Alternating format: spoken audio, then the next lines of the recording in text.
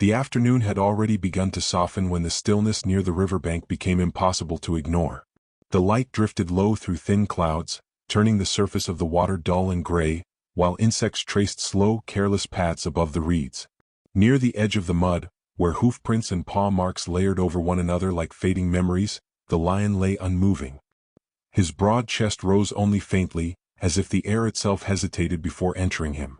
One foreleg was folded beneath his body, the other stretched into the damp earth, soaked dark by river water and silt. From a distance he looked like part of the landscape. A fallen branch. A patch of shadow. Something abandoned by time. But the observer did not keep walking. He slowed without thinking, his steps growing quieter, his breathing measured. Years of watching wildlife had taught him that stillness often carried meaning. It could signal rest. It could signal patience. Or it could mean something far more fragile. The lion's mane, usually thick and commanding, lay matted and heavy against his neck. Flies gathered along his muzzle, brushing against closed eyes that did not react. A faint tremor passed through the lion's flank. It was almost nothing. A subtle tightening of muscle. A shallow pull of breath. But it was enough. The observer knelt several meters away, careful not to disturb the space between them. He rested his hands against his thighs and waited. In the quiet, small details began to emerge. The way the lion's whiskers barely shifted. The uneven rhythm of his breathing. The slow drip of muddy water from his fur back into the river. Each sign told a story of exhaustion, of a body that had given more than it could afford. The lion stirred again, lifting his head a fraction before letting it fall back into the mud. A soft sound escaped his throat, not a roar, not a call, but something low and strained, shaped by fatigue rather than strength. His ears twitched once, catching distant sounds of birds and grazing herds, reminders of a world still moving around him. The observer leaned forward slightly. "It's okay, boy," he murmured, barely louder than the wind brushing through grass. The lion did not react, but his breathing shifted, settling into a slower rhythm, as though the presence nearby had registered in some quiet way. His eyes opened briefly, revealing a dull amber clouded with strain, then closed again. Mud clung to his lashes. His nose flared weakly, testing the air. Along the riverbank, reeds whispered as a breeze passed through them. Somewhere upstream, water slipped over hidden stones. Life continued in small, persistent motions. Yet here, everything seemed balanced on a fragile line between endurance and collapse. The observer remained where he was, patient and still, allowing trust to form in silence. He watched the rise and fall of the lion's ribs, counted the seconds between breaths, memorized every slight movement. This was not a moment for urgency or noise. It was a moment for presence. As the sun lowered further, its reflection stretched across the water in pale ribbons. Light gathered along the lion's mane, outlining his worn shape in gold. The river whispered beside him. Grass bent and straightened in the evening wind. And in that quiet, suspended space, a single breath continued to arrive and leave, fragile, steady, refusing to disappear. Time moved differently as the light continued to fade. What had once been a single unmoving shape by the river now revealed itself through small, unsteady signs of struggle. The lion's breathing, though steady enough to continue, carried a faint rasp with each exhale. His chest rose unevenly, one side lifting slightly later than the other, as though pain lingered beneath the surface. When his tail shifted, it did so in slow, hesitant arcs, dragging through the mud before falling still again. His shoulders twitched once, then again, muscles tightening and releasing without purpose. A tremor ran briefly along his spine. The effort of remaining conscious seemed to drain what little strength he had left. His paws flexed weakly, claws scraping softly against wet earth, leaving thin lines that filled quickly with water. Each movement appeared costly, as if it borrowed from reserves that were nearly gone. The observer remained where he was, joined now by two others who had arrived quietly from opposite directions. None of them spoke at first. They moved with deliberate slowness, placing each step where it would not startle or threaten. Their clothing blended with the colors of grass and dust. Their posture stayed low, open, respectful of the distance the animal still needed. One of them lowered himself to the ground beside the first, resting his weight carefully. Another stayed standing, scanning the surroundings, ensuring that no other animals approached too closely. Their presence was not an intrusion. It was a quiet offering of watchfulness. The lion lifted his head again, this time managing to hold it for several seconds. His mouth opened slightly, releasing a shallow, strained breath that sounded more like a sigh than a growl. A thin line of saliva fell from his jaw into the mud. His eyes opened halfway, unfocused, drifting past the figures before him without recognition. They blinked slowly as if even sight demanded effort. A soft murmur slipped from one of the observers. "Easy, you're safe," he said, his voice low and steady. The words were not meant to command. They were simply placed into the air, carried gently toward the lion. The animal's ears twitched in response. His breathing slowed by a fraction. His head lowered again, resting against the cool, damp ground. Closer now, the signs of injury became clearer. A darkened patch spread along his flank where fur clung stiffly together. One hind leg lay at an unnatural angle, barely shifting when the rest of his body moved. Beneath the surface of his skin, subtle swelling distorted the powerful lines of muscle that once carried him across open plains. Insects gathered and scattered in restless patterns. Birds called distantly from trees along the water's edge. A herd passed far away, their movement visible only as drifting shapes on the horizon. Life continued, indifferent and steady, even as this single body struggled to keep pace with it. The humans did nothing yet. They did not rush. They did not reach out. They watched, measured, waited. Their concern existed in stillness, in careful breathing, in hands that remained lowered. As evening settled, shadows stretched long across the riverbank. Wind brushed gently through dry grass, bending it toward the resting lion. He released another slow breath, quieter than the last, and for a moment the world seemed to pause with him, listening. The shift from watching to acting came without ceremony. It unfolded through small, careful adjustments, guided by quiet signals and shared understanding. One of the observers slowly reached into his pack, drawing out equipment piece by piece, letting each movement announce itself before it happened. Another stepped backward to create space, widening the invisible boundary that still belonged to the lion. The animal sensed the change. His ears lifted first, rotating toward the faint sounds of fabric and metal. His breathing grew uneven again, shallow pulls of air arriving too quickly. Muscles beneath his fur tightened, tracing weak lines of tension along his shoulders and back. His head rose slightly, trembling with the effort, and his eyes opened wider than before, clouded but alert. Instinct stirred within him. A low sound formed in his chest, unfinished and fragile, more vibration than warning. His tail flicked once, cutting a thin line through damp soil. One paw scraped forward, then stopped, as though his body remembered how to retreat even when it no longer could. The nearest observer froze, lowering himself further toward the ground. His hands opened, palms visible, resting against his knees. "Easy," he whispered. "Easy." The word drifted across the short distance and settled between them.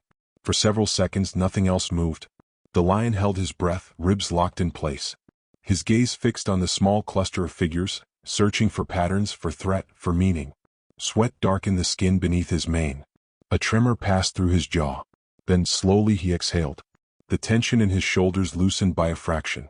His head lowered again, not fully to the ground, but enough to signal restraint. It was not surrender. It was calculation shaped by exhaustion. Another rescuer approached from the side, stopping often, waiting for each subtle reaction before continuing. When the lion's ear flattened, he paused. When it lifted again, he moved. Their rhythm aligned through silence. Step. Wait. Breathe. Watch. A folded blanket was placed gently on the ground several meters away. It remained untouched, an offering rather than an instruction.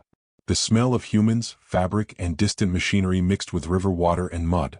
The lion's nostrils flared weakly, sorting unfamiliar information. He did not pull away. He did not strike. He remained where he was. His body, though injured, still held the memory of strength. Massive forelegs rested beneath him. Claws remained partially extended, not in threat, but in quiet readiness. His heartbeat showed faintly along his flank, visible beneath stretched skin. One rescuer leaned closer, his voice barely audible. "You're doing good," he murmured. The lion's eyes closed briefly, then reopened. A slow blink followed, heavy and deliberate. His breathing steadied once more.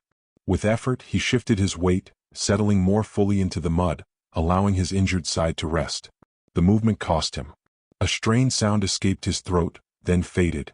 Wind rippled across the river's surface. Clouds slid gently over the lowering sun. Shadows drifted across fur and grass alike. Between animal and human, no contract was spoken. No promise was exchanged.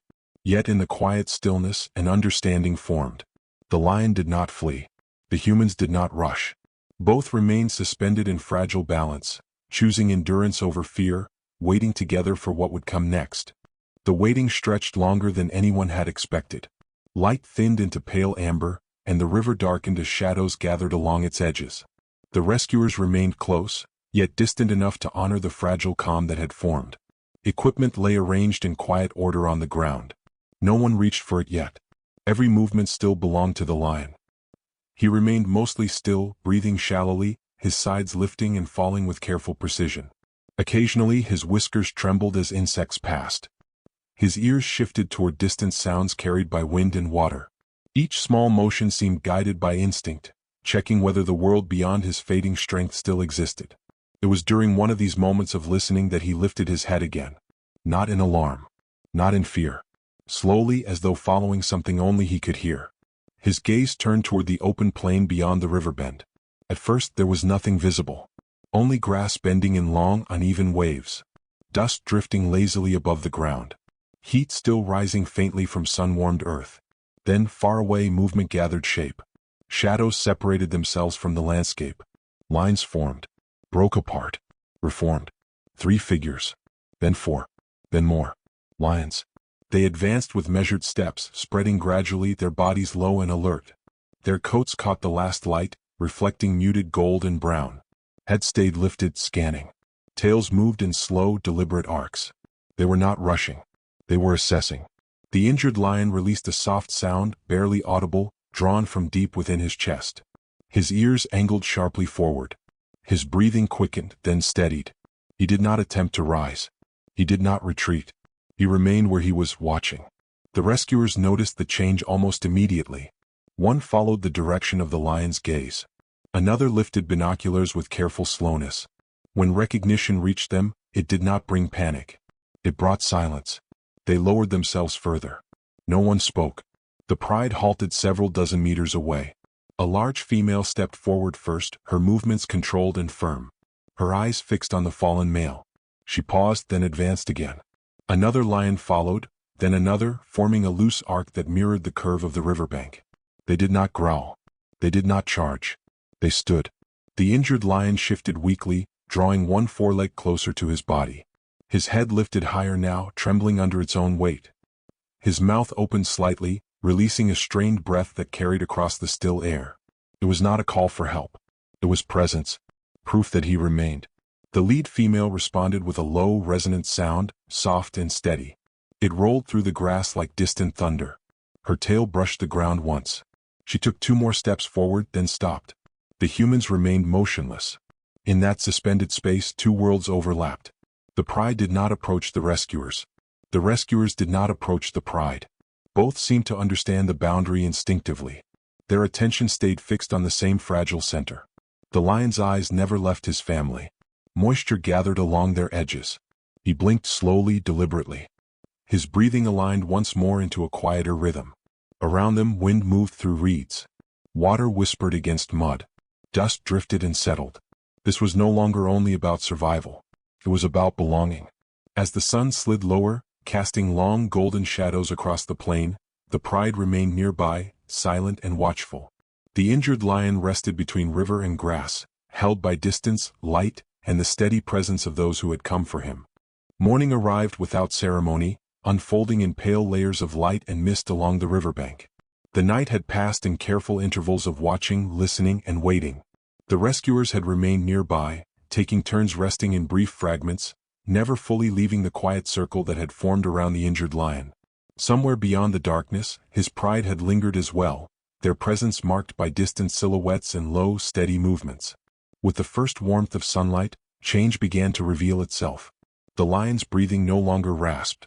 It moved deeper now, fuller, carrying more air with each rise of his chest. When he shifted, the motion was smoother, less fractured by pain. His eyes opened wider, clearer, reflecting the soft gold of early morning. Moisture clung to his whiskers. Mud cracked gently along his fur as it dried.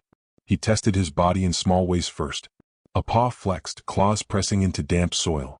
His shoulders rolled subtly, redistributing weight. His tail lifted and fell in a slow, thoughtful arc.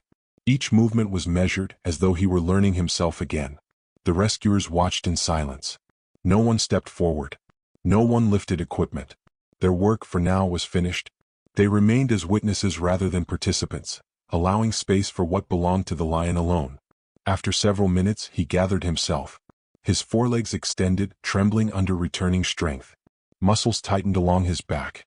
With a controlled exhale, he pushed upward, rising halfway before pausing. His body swayed slightly. He held still, recalibrating. Then, with another steady breath, he straightened fully. He was standing. Not perfectly. One hind leg bore less weight than the others. His posture remained cautious, guarded. But he stood. A soft murmur escaped one of the observers. Good, good. The sound barely disturbed the air. The lion lifted his head, mane catching the sunlight in quiet fragments. He turned slowly toward the open plain. There his pride waited. They emerged from tall grass in small groups, moving toward him with unhurried confidence. The lead female approached first, stopping within a few body lengths.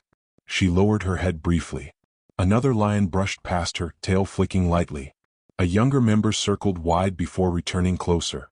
The injured lion took one step, then another. Each placed carefully, deliberately, as though the ground itself required negotiation. When he reached them, the pride closed in around him without urgency. Their bodies touched lightly. Flanks brushed. Tails crossed. A low, steady sound passed between them, too soft to define, carrying reassurance without display. He leaned briefly against the nearest lion, redistributing weight, borrowing balance. The support was accepted without hesitation. Together they turned. The group began moving toward taller grass beyond the river's edge. Their pace remained slow, respectful of the one still recovering. Sunlight followed them, sliding across backs and shoulders, dissolving into shadow as they entered thicker growth. One by one, their forms softened into green and gold, then disappeared. The riverbank fell quiet. Only wind remained, combing through reeds. Water whispered against mud. Birds resumed tentative calls. The rescuers stood for a long time after the last movement faded. No one spoke. They carried with them the memory of breath returning, of stillness choosing life, of trust offered without promise. It was not something to record or display. It was something to hold quietly, like the lingering warmth of sunlight long after it has moved on.